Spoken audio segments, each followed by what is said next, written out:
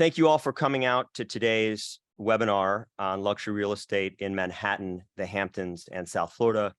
Very lucky today because we have three of the top brokers in the country in their respective markets, and I've known them all for a number of years and have done transactions with them, and they are really top of class and have a roster of the who's who as clients. John Berger is from Manhattan, and he has been a top broker for many years in New York City and in the country. He has sold over $10 billion of real estate. He has the distinction of having the highest price co-op in New York City sale at $77.5 million and the highest condo price in downtown at $88 million. Tim Davis is from Corcoran in Southampton. He has been a leader in that market for many years and is too a well-recognized leader in luxury real estate. He has sold a house for over $100 million and another one for $75 million. And he has over $5 billion of transactions in his career. And last but not least is Devin Kay. He is from Douglas Elliman in South Florida. He handles Miami to Jupiter. And although he hasn't been doing it as long as Tim and John, he has over $1 billion of real estate and about $450 million in the last couple of years, recently selling a house for $33 million on the beach in Jupiter. So with that, I thought we'd start questions. I'm going to start with you, John. When you look at the market, that what you see, what do you think is the most overvalued and undervalued? And if you could comment specifically on the recent pressure in the condo market in New York City and Manhattan properly. Well, I think it's important to state, first of all, that Manhattan has so many different markets, not only segmented architecturally in terms of the pre-war market, the mid-century market, the new condo high-rise market, but also values vary differently in each 2-block radius. There's one value to the Fifth Avenue to Park Avenue corridor. There's a different value to the Park Avenue to Second Avenue corridor, different values uptown and downtown. I'm sorry, your question is what is the most undervalued segment of the market? Undervalued and overvalued. Where do you see value today, and where do you think it's too expensive? I think the greatest value at the moment is for people willing to undertake a renovation, because the apartments that apartments and townhouses that require renovation are the ones that have sat on the market the longest and have been whose prices really are depressed. There's a reluctancy today on the part of the buyer post-COVID to undertake large renovations. People are very concerned. The estimates for renovations that we used to hear pre-COVID were in Manhattan, $800 to $1,200 a square foot for renovation. And now the estimates that we're hearing for renovations in Manhattan are $1,200 to $1,500 a square foot.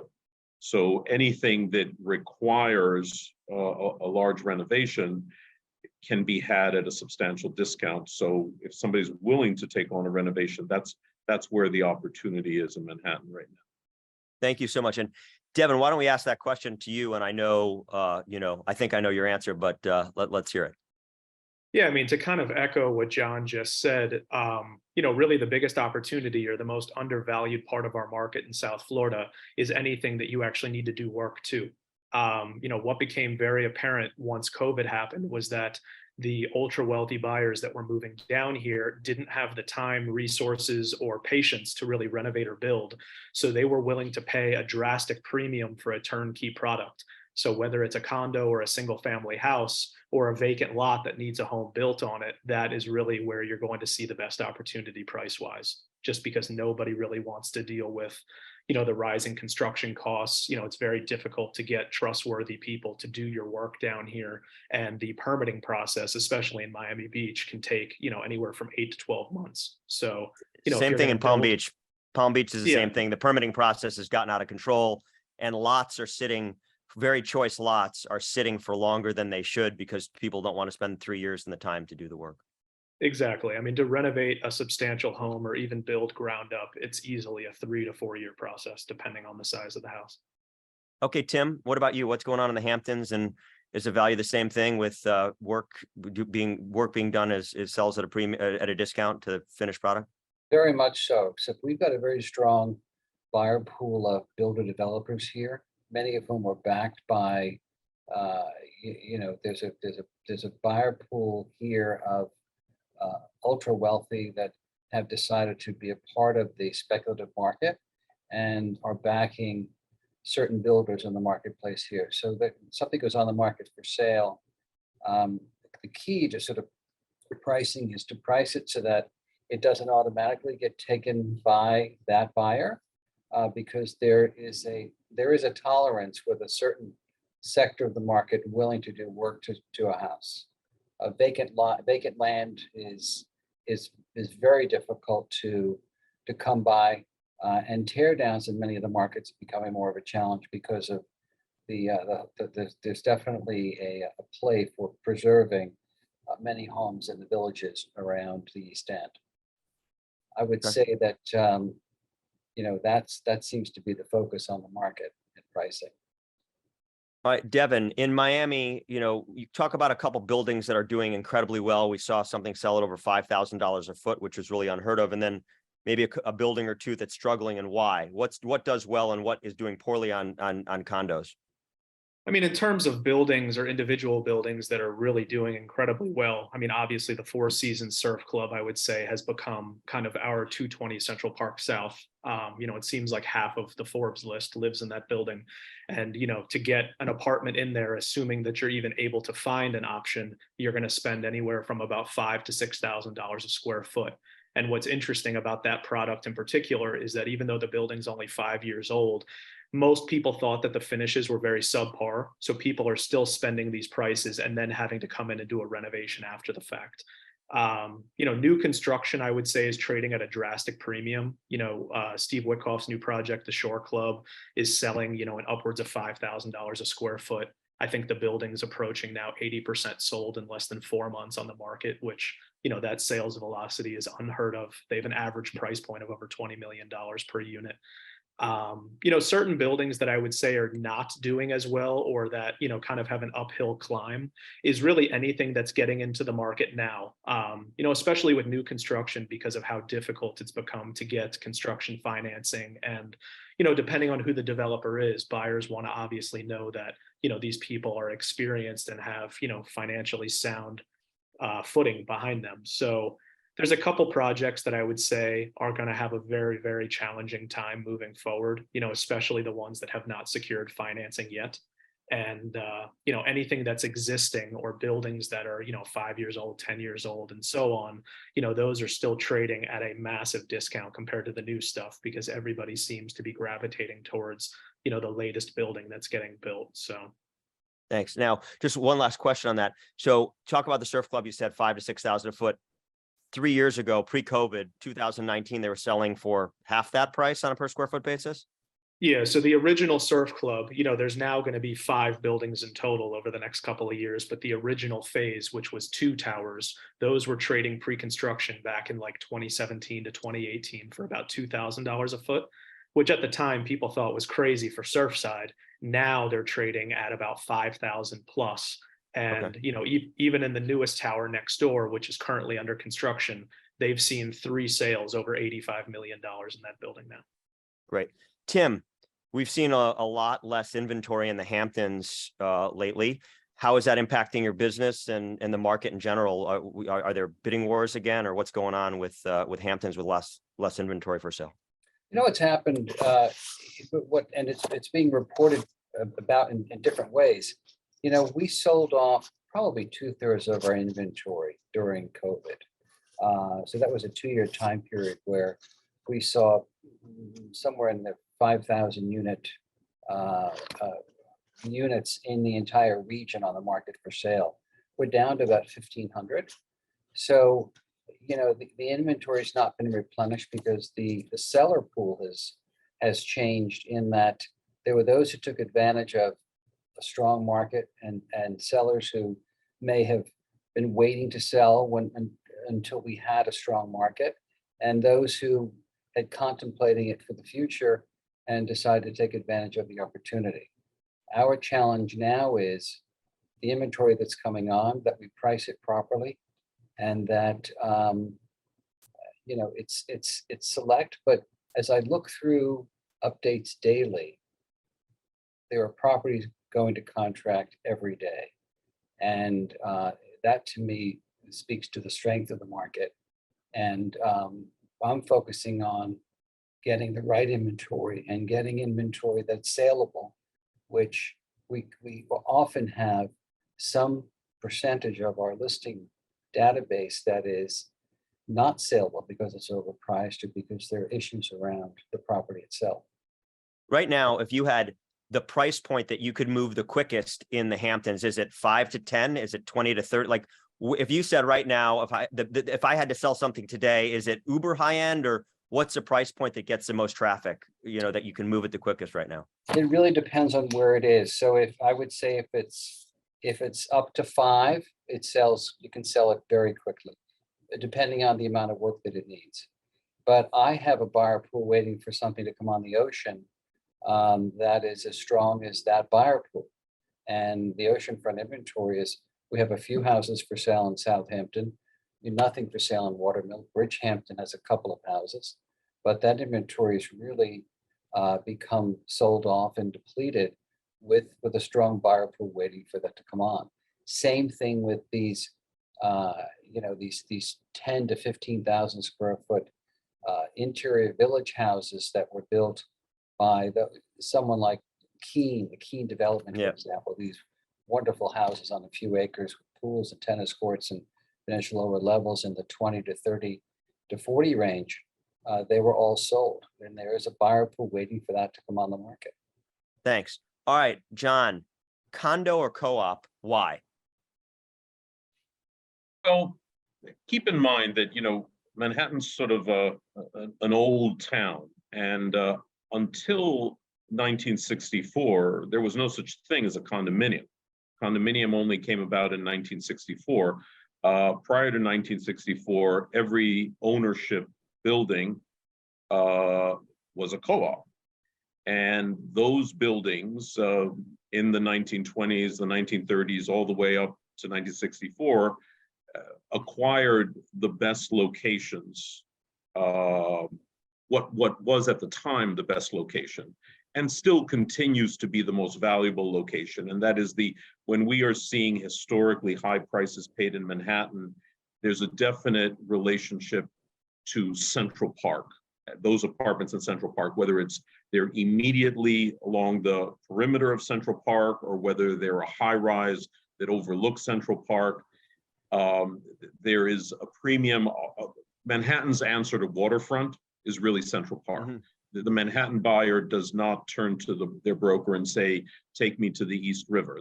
That's not what they want. They really want to be close to Central Park. And a lot of the buildings that surround Central Park are cooperative. The condo market has flourished in the Midtown market because of the zoning that permits these super high rise condos that, we have. I mean, Central Park Tower at 110 stories, if not higher, depending on exactly how you count the stories. But you have these super tall condos that are, quite frankly, that segment of the market is somewhat overbuilt. There's a lot to choose from if that's the location that you want in Midtown. It's very convenient. Views are very impressive. The amenity packages in those condominium buildings are incredible. I mean, swimming pools and dining rooms and cinemas and Pilates rooms and it goes on and on. And to Devin's comment a moment ago, the best of those, the building that has commanded the highest prices in the condo sector has been 220 Central Park South, because it really is a very, very impressive limestone building looming high above Central Park. And those are going for like 11,000 a feet, right? Like there's like 11 or 12,000 a foot, right? As high as that, depending on the floor, depending on the exposure. But the co-ops are substantially less. But co-ops, your question was co-ops versus condos. Co-ops have certain limitations. Co-ops limit you in the amount of financing that you are allowed. So you cannot over leverage or take a very high mortgage.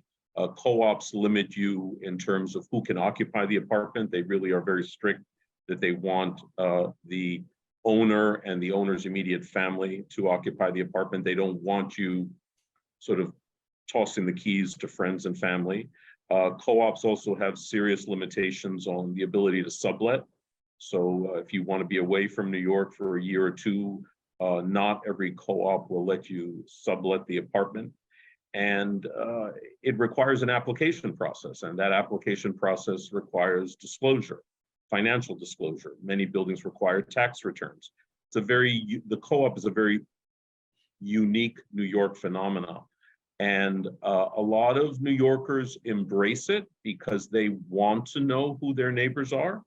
And a lot of New Yorkers and international buyers and domestic buyers feel that it's an intrusive process because you have to show information that you might not want to show or care to show, and you don't have to show if you purchase in a condominium. I'm a condo over co-op, having lived in both, but thanks for that answer. So we have a flood of questions from the audience, so I'm going to try and get through a couple of them, then go back to the questions. So one question from the Florida expert, or for Florida, Raleigh versus the Shore Club, compare them, and is the market really that deep at those prices? So, I mean, the Shore Club, I think, their track record speaks for itself right now. As I mentioned, they're about 80% sold in probably 4 months on the market. They have an average sales price of over $20 million. It is the first and only building that will ever be in Miami Beach, designed by Robert A.M. Stern. So they're seeing a lot of those 220 and 15 CPW buyers just because, they kind of see that as a collector's piece or a work of art. The Raleigh and, Michael Schvo's Rosewood project, I think, has the potential to be very special. The underlying question there, and I think what a lot of people are waiting to see, is exactly when or if they're going to be able to get construction financing. He's been trying to get that project off the ground now for the better part of about 4 years. And I know that he just took a refinance of some sort. I think that I was just reading, but in terms of getting actual construction financing, I've been told that they're having an incredibly difficult time. Okay, Tim, can you talk about quickly the price of entrance for beachfront you said Bridge South, a few houses are for sale. Is the entry price 40 or 50 to be on the beach? What does it really cost to have your backyard the ocean? You can get on in Southampton. I have probably the least expensive house for sale in a good location at just below 28.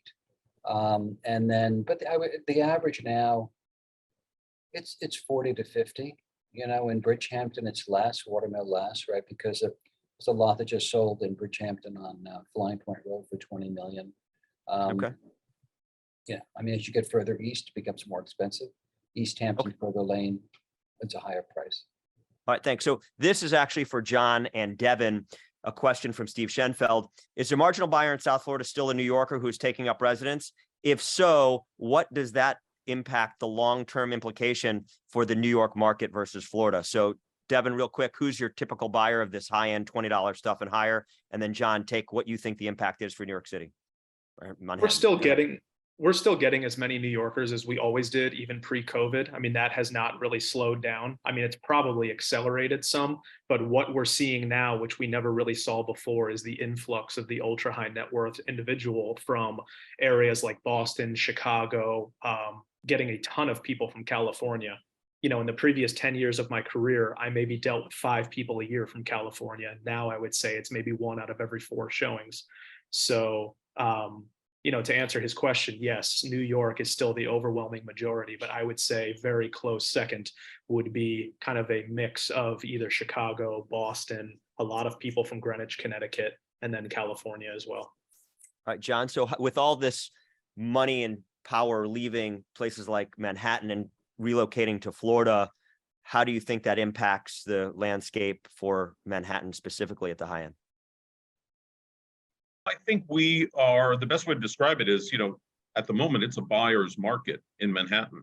There's a lot of availability, and there's a lot of availability of good apartments, and there's multiple apartments in buildings where we would never see one apartment. And when we saw one apartment, it would sell very quickly. So it is definitely a buyer's market, and people's departure from Manhattan has clearly increased the inventory. And the inventory has remained at high levels also because we are not seeing the strong presence of international buyers that we would have seen pre-COVID. I think that those buyers have not, some of them have returned, but we don't have the strong international presence that we did pre-COVID. And COVID itself precipitated people's departure from Manhattan. Those people that were, whose 5 or 10 year plan was to reside in Florida full-time or a good part of the year, those people advanced their plan of departing New York and go to Florida. Younger couples who would have stayed in Manhattan while children were still in nursery school or kindergarten and then left for the suburbs to take advantage of good schools in the suburbs, those young couples advanced their departure because of COVID. So we are in a chapter where we have seen more departures than incoming buyers. Okay, thanks. So I'm shocked. We have so many questions. I wanted to get back to ours, but there's some really good ones. This is for everybody. What is the price range that defines luxury in each market? So Tim, what is defined luxury in the Hamptons today? Goodness. It's probably 20 and above. I think it's about 20, you know. Okay, Devin, what about you? I would say in Miami or Broward, it's probably in that same price range, 15 to 20 or above. If you're talking Palm Beach Island, it's probably 40 to $50 million and above. Wow. And John, what about you? We have a lot more inventory, so I think our numbers would be substantially lower. I think a luxury condo would be defined as north of $5 million. But quite frankly, you know, you can buy a very beautiful co-op in a post-war building on Fifth Avenue for $3 million. And what would that get? Walk people. Is that a 2-bedroom, like a big one, a 2-bedroom? How many square feet roughly would a $3 million Fifth Avenue co-op get you somewhere in a nice location, 70s or 80s, just 70th to 80th Street? Probably a 1,500 square foot post-war apartment. Again, the post-war prices are much lower than the pre-war prices, and condominium prices are, of course, much higher than either post-war co-ops or pre-war co-ops. But the entry-level pricing is always the post-war co-op, and those are starting at about 2,000 a square foot. Okay, real quick, and then I'm going to get back to my questions.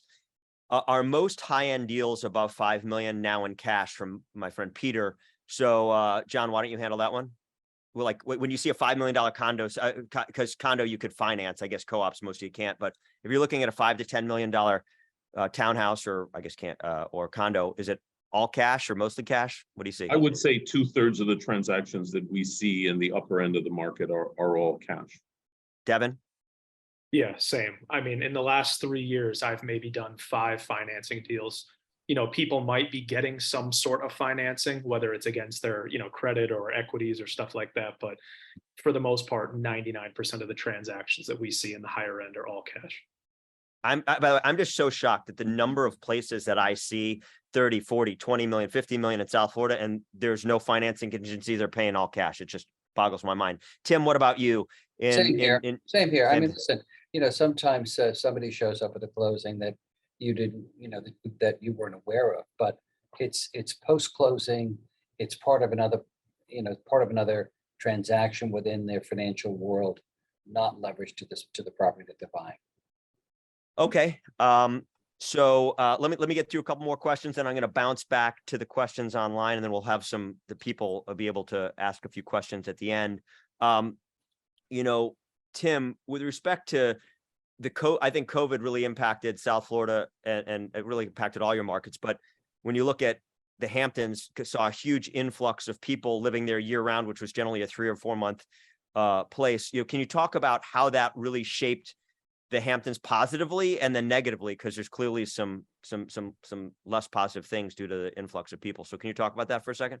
I think the positive thing about it was that, you know, it does get rather quiet out here during the fall and winter months.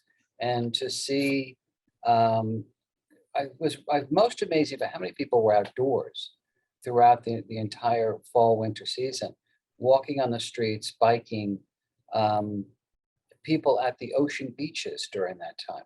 There were lines to get into nature preserves, the one on Shelter Island and the one up in Noyak. Enjoying the outdoors, restaurants were full. They created outdoor seating and brought in heaters for people to dine outdoors. All of any kind of food provider, food service provider, was busy, and it was a very good feeling because I felt like those who came into the market were genuinely interested in being part of the community and being involved. So I really embraced it. It was very different when we had Labor Day of 21, when people left, and it was just a very different. I think it was very different for us because we'd experienced almost 2 years of such a full community of people. Yeah, no, I mean, yeah, the negatives, traffic. Yeah, negatives. Yeah, the traffic. But what it takes a lot to support the community. Mhm. And when you're trying to support this community on a year-round basis, it's quite different. So getting in and out of here is more of a challenge. And that sort of continued today because of the amount of real estate that was purchased during that time, which is still now being occupied on some basis and is being cared for in some way. So you need to bring in resources in order to deal with that. So if you're local, you're dealing with that on a regular basis, and it can be challenging. Great. So we got back to a couple questions. This is really for John and Devin about the financing availability, for construction financing. And Devin, you touched on it a little bit with the Raleigh and struggling with financing.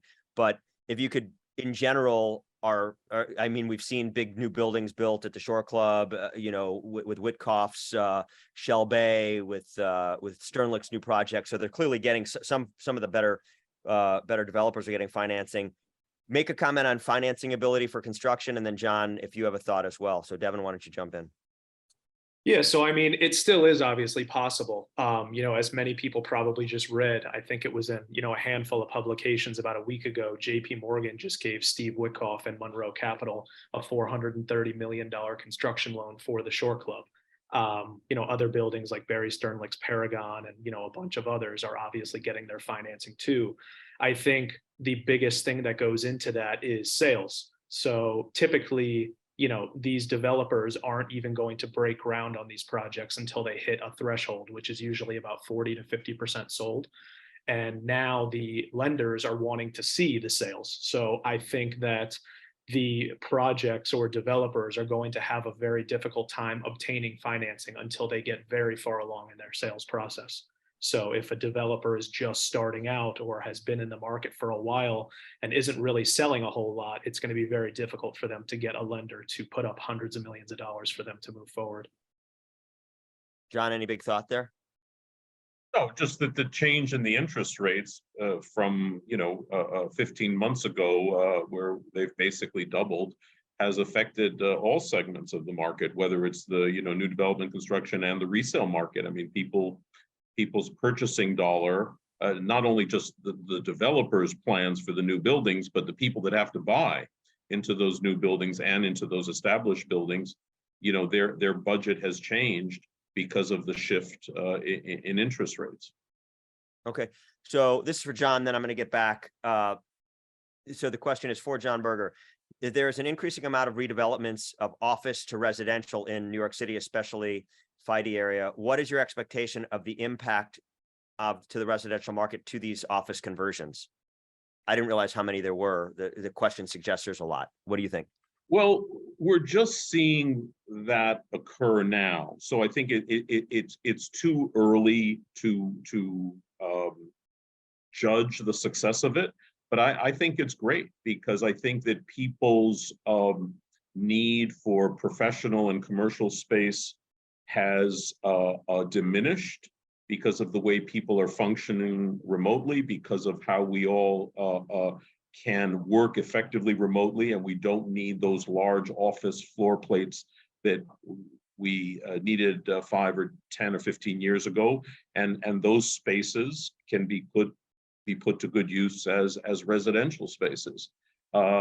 It's interesting how history comes full circle. If you think of Park Avenue, specifically the area between 57th and 42nd Street, once upon a time, that entire corridor were residential apartment buildings.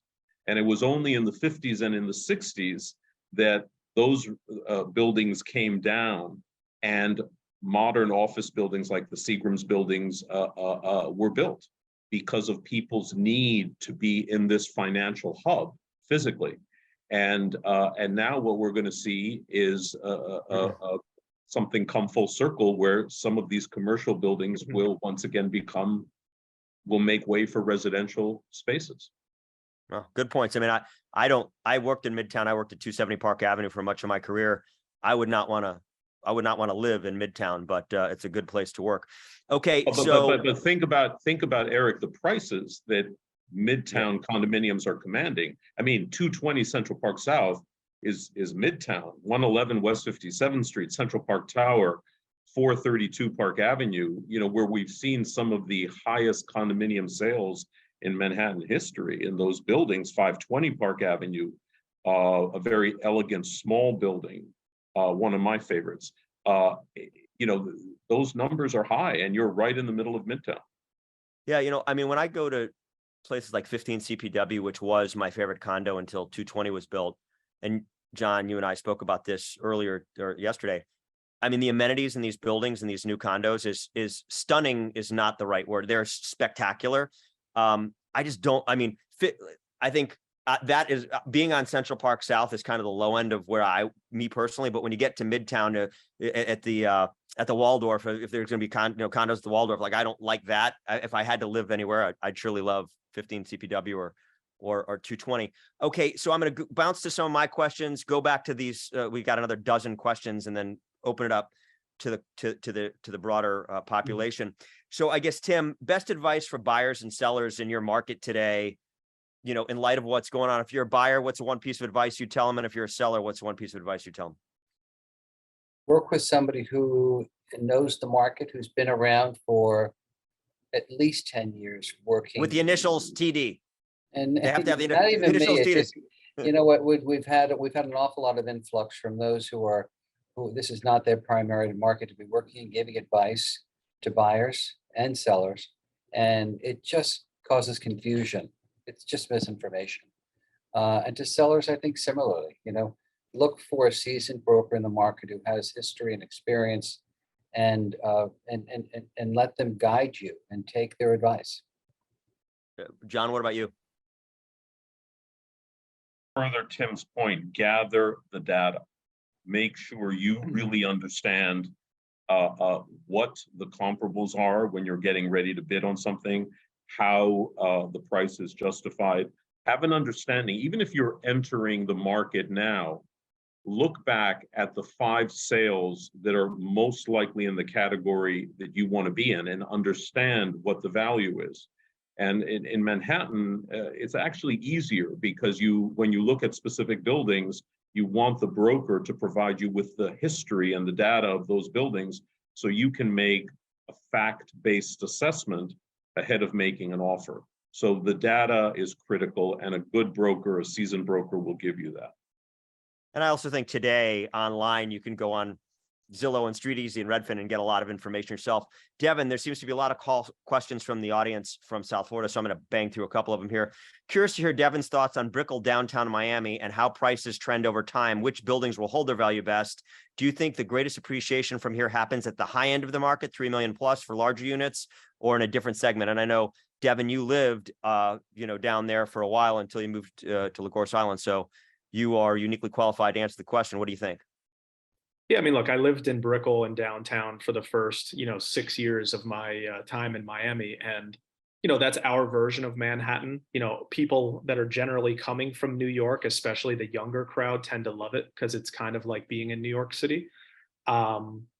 Speaking to it, though, in terms of the market pricing, deals to be had and kind of long-term, outlook, Brickell has always been, generally speaking, the most overbuilt part of Miami. If you look at all the new construction that's being built right now, I would say a huge chunk of it is in Brickell and downtown and Edgewater. So, if you look back through history, and I think you can't really look back at history because Florida's dynamics have changed, but if you kind of look at the trends of the past, when the market does pull back or soften, Brickell and downtown have been two of the areas that have fallen the hardest and the fastest.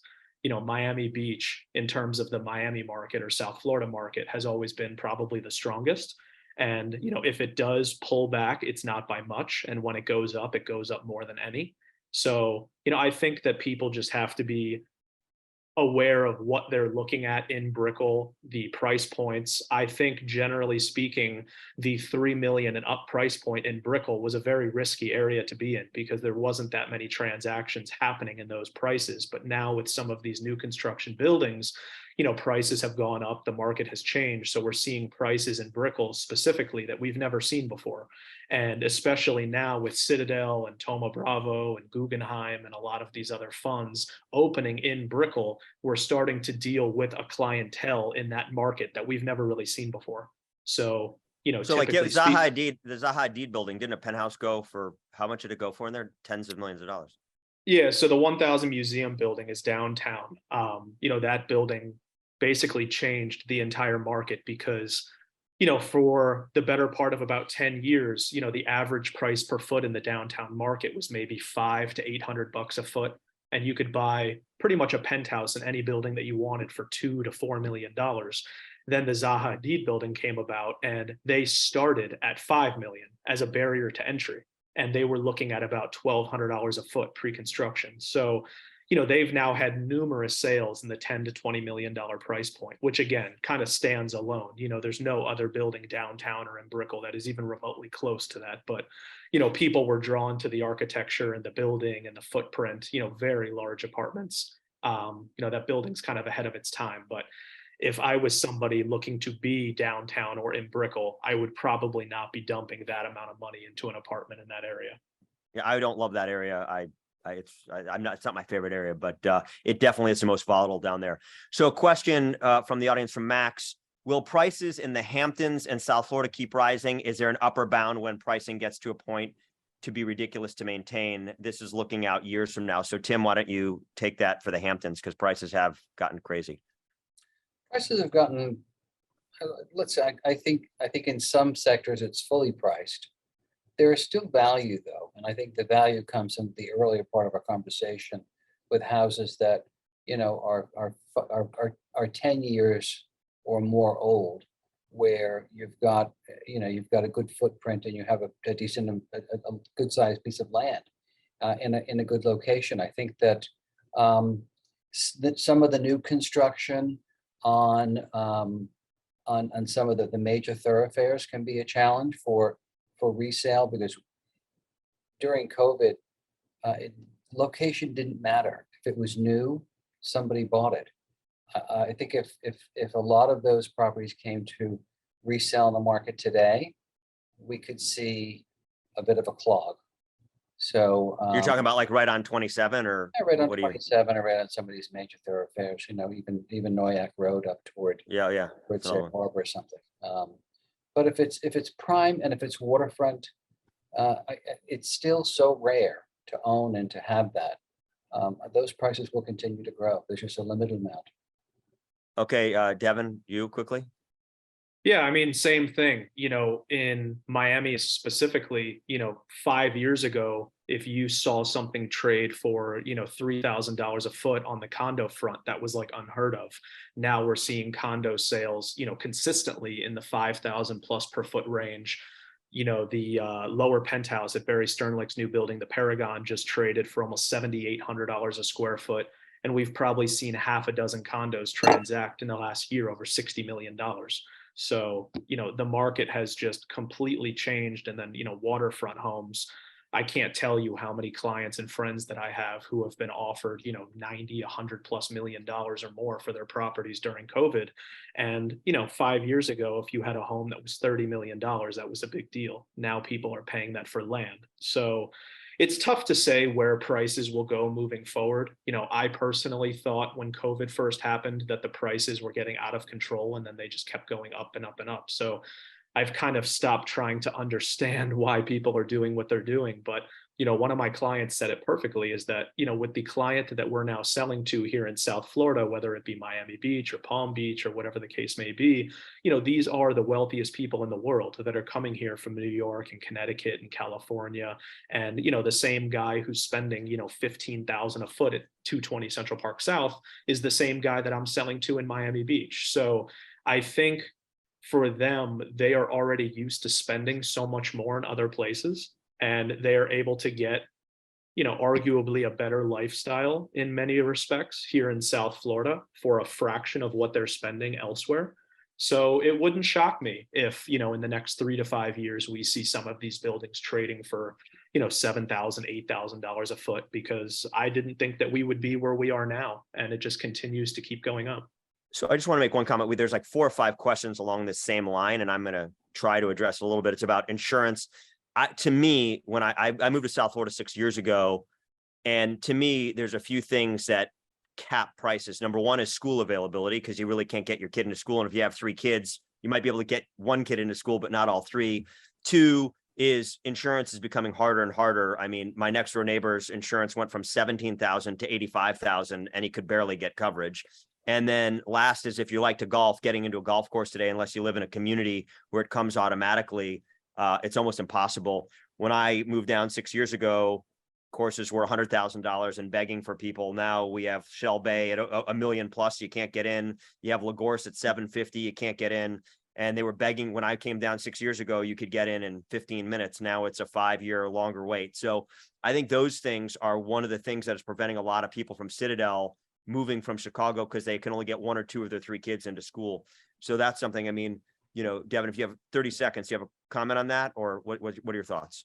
Yeah, I mean, I would say that those are probably the 2 biggest issues, other than just sourcing inventory for people to actually purchase. If you're lucky enough to find the home or the condo that you want to buy, maybe you can't get your kids into school, or maybe there isn't a country club for you to join. So, like you just mentioned, at Lagorce, we have, like an 8-year waiting list or a 9-year waiting list. And, Shell Bay has become, virtually impossible to join as well. So, these guys that are moving down here that are of, extreme means and, are used to being members at country clubs, or maybe they still have kids in school and they want their kids to go to the best private schools in Miami, it's virtually impossible to get in. So those are definitely 2 things that are creating, or at least adding to the problem. But in terms of insurance, the insurance prices have certainly skyrocketed, and we've seen a lot of carriers pull out of the Florida market. And, it's certainly affecting people across the board. Going back to one of the things that you mentioned earlier about questions that maybe buyers should be asking. And this is a question that I get all the time now when I do deals on the single family home side, is buyers asking if the homeowner's insurance policy is assignable or transferable, just because they're not even sure if they're going to be able to get coverage. So if they're able to take over the existing policy, they will jump, as far as they can to do that. So John, good points. John, you've dealt with countless high-end buyers. What's the question that the buyer and seller isn't asking that they should? In your mind, you're like, oh, I can't believe they didn't ask this question. Is there something that specifically jumps out at you that they should be asking that they're not? I think if you're buying, a lot of people buy a Manhattan apartment because of the view. And unlike being outside of Manhattan in the Hamptons or Florida, where you have the ocean in front of you, well, you know the ocean's going to stay. But I think if you're buying a view apartment in Manhattan, you're not immediately on Central Park, you really have to be asking, what are the air rights situation with the surrounding buildings, and what is the potential for losing the view that you're paying a premium for? I think that is a very, very important question for buyers to understand when they're buying an apartment. And I'm always surprised that not enough of them ask that. And the other thing is just sort of the health of the building, the fiscal health of the building. Do they have sufficient reserve funds? If it's an older building, are there capital improvements up to date? What is the condition of the facade? What is the condition of the roof? You just have to be very careful. A lot of wonderful, wonderful buildings in Manhattan are approaching their 100-year birthday. I was invited by a co-op board a few weeks ago to the 100th birthday of a building on Fifth Avenue and 73rd Street. They threw a party. The building turned 100, but and the building's in beautiful condition. But not every building is in excellent condition, and you have to be very, very careful that structurally a building is in good condition when it reaches a certain age.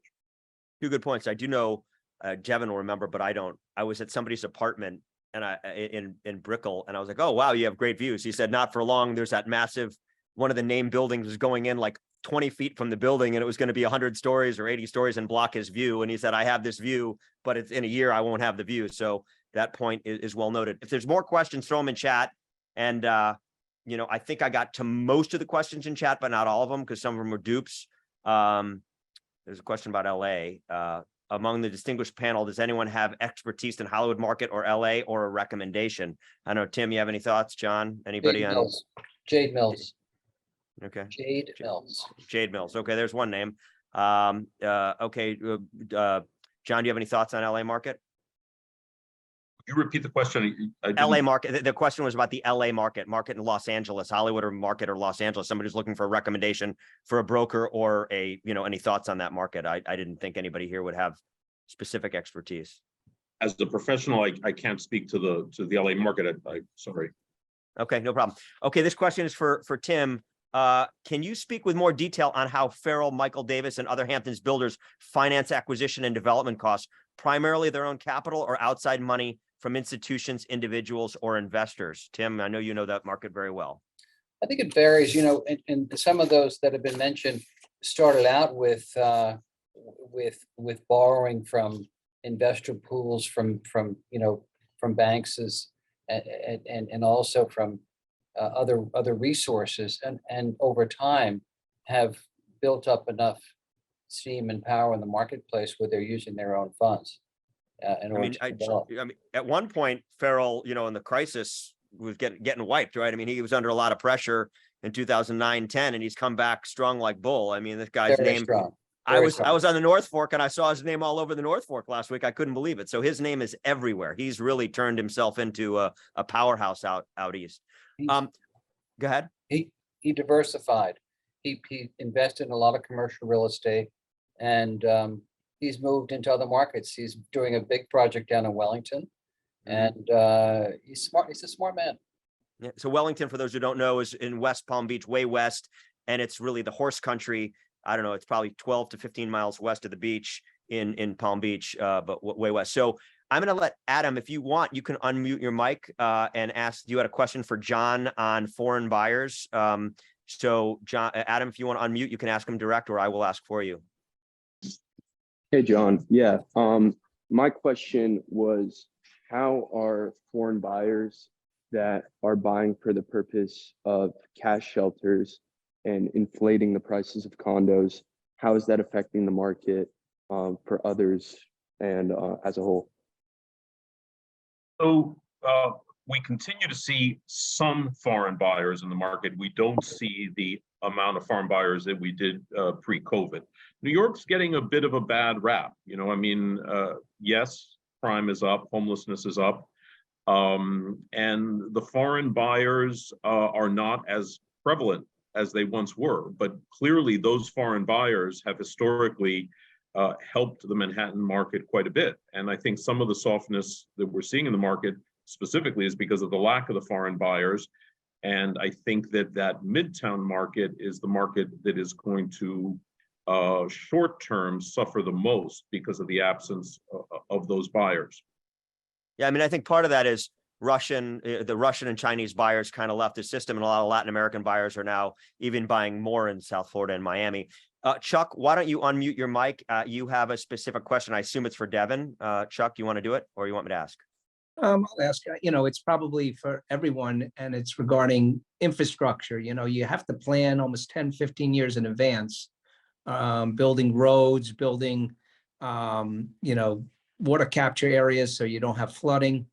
So can you guys speak to what the governments are doing in each of your respective markets to, plan for the very long future?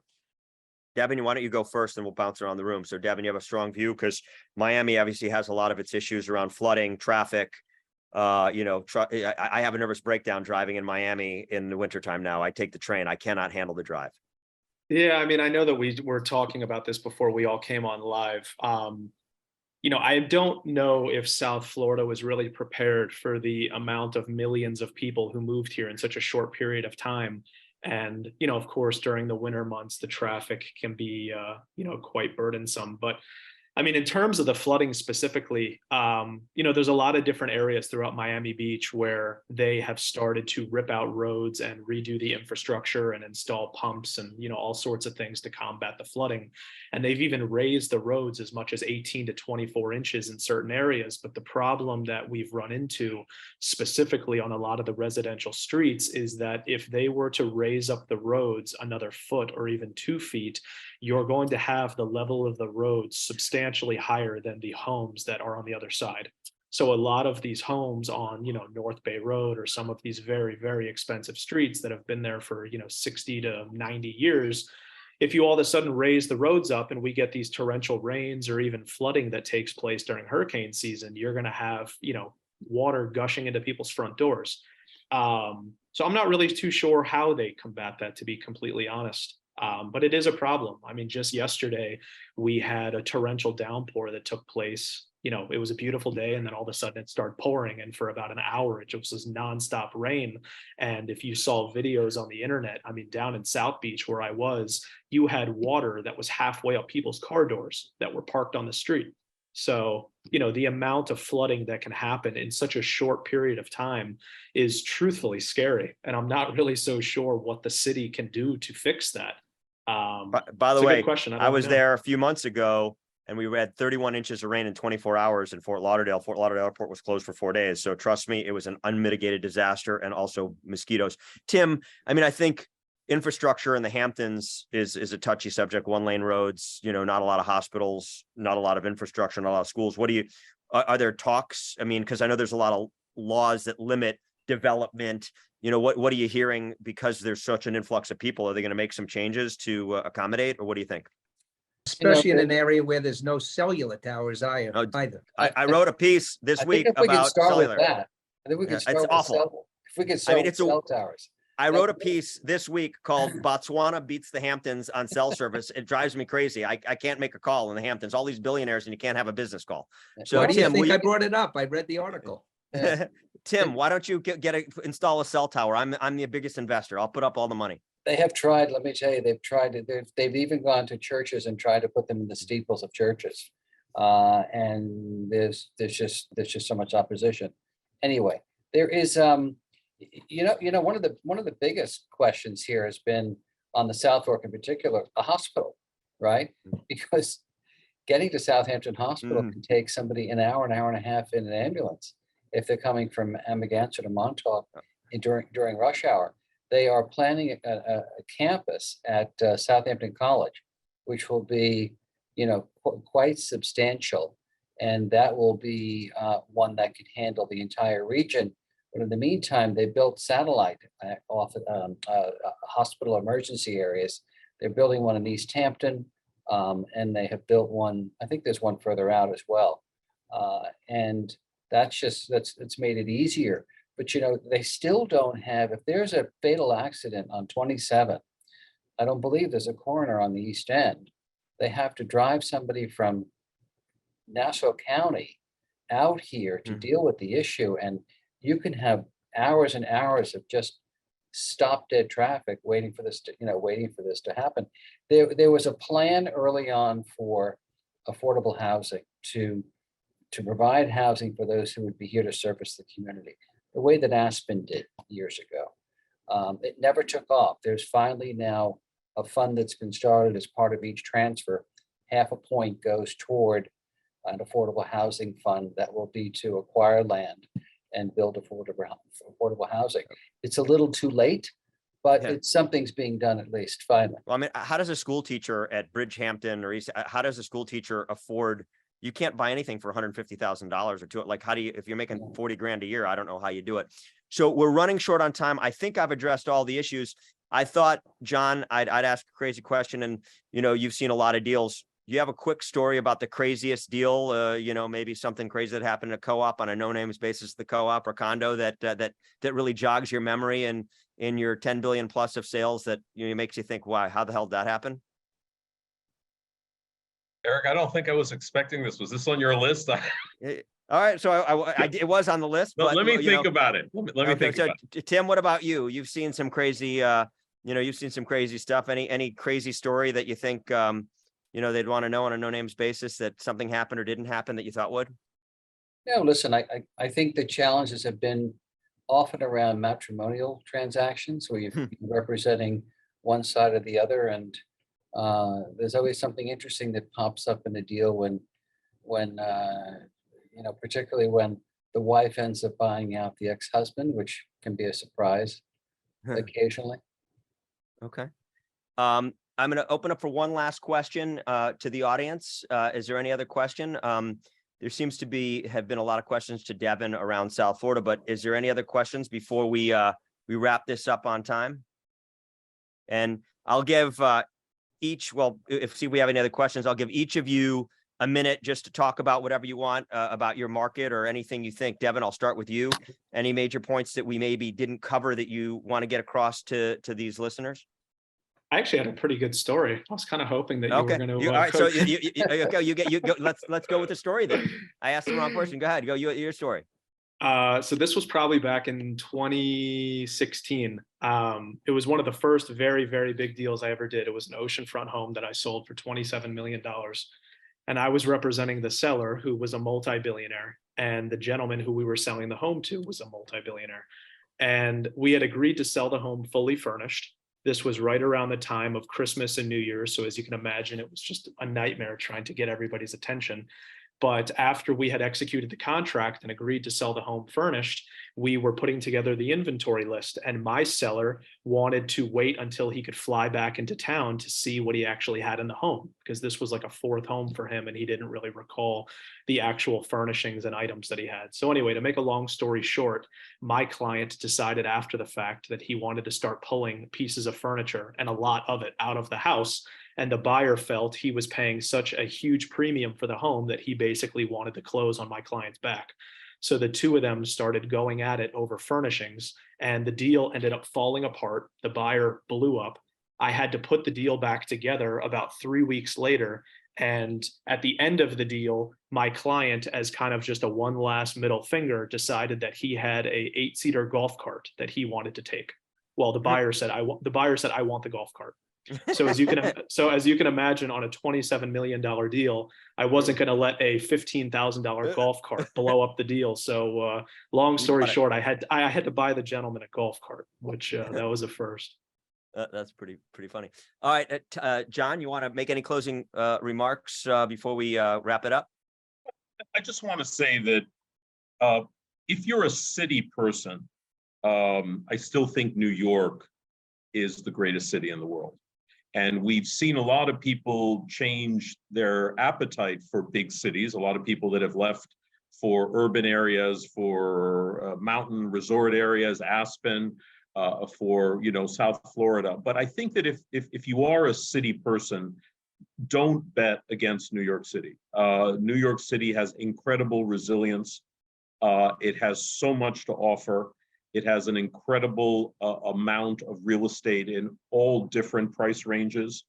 And long term, I think, together with London, Paris, I think those are the three great cities of the world. And if you're a city person, New York will always be here for you.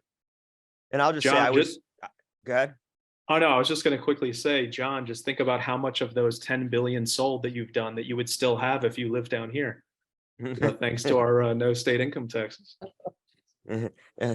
So what I'd say is I was in New York City this weekend and I was taken aback. It was 98 degrees. It's July. It's a Friday and Saturday in July.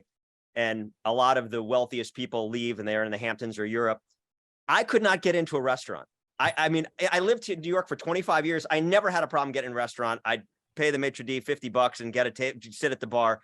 I could not get into a restaurant in the West Village Friday night or Saturday night. I could not believe it. So to your point, John, despite all the negativity, I was pleasantly surprised at how humming the West Village is. The best lasagna in the city is a place called Isodi. They moved locations, and I went twice. Saturday night at 5 o'clock, and the guy looked at me like I was nuts trying to get a seat at the bar at 5 o'clock at night. So to your point, New York City is not dead. So Tim, any closing comments from the Hamptons? We still have plenty of room out here in the Hamptons for you. Come on out. Okay. All right. Well, thanks. So I want to thank everybody for tuning in and listening. A lot of really good questions, and I can't thank enough this panel. I have done transactions with each of these panelists over the years, and I can speak from experience. These are world-class people who understand their markets very well, have done tons of transactions in them. And, we're going to send out their contact information, so you will be able to call them directly. And I can vouch for each of them that I would be very happy for you to do business with them, because not only are they friends, they're amazing at what they do, and they have always treated me very well. So with that, thanks for joining the event. Thank you to 3i. And if you're not listening to the Rosen Report, make sure you sign up on Substack. And I have some swag now, so I'm going to close with my new hats, my new Rosen Report hats. So, we got those going too. So thanks for joining, and I really appreciate your time, guys. Thank you very much.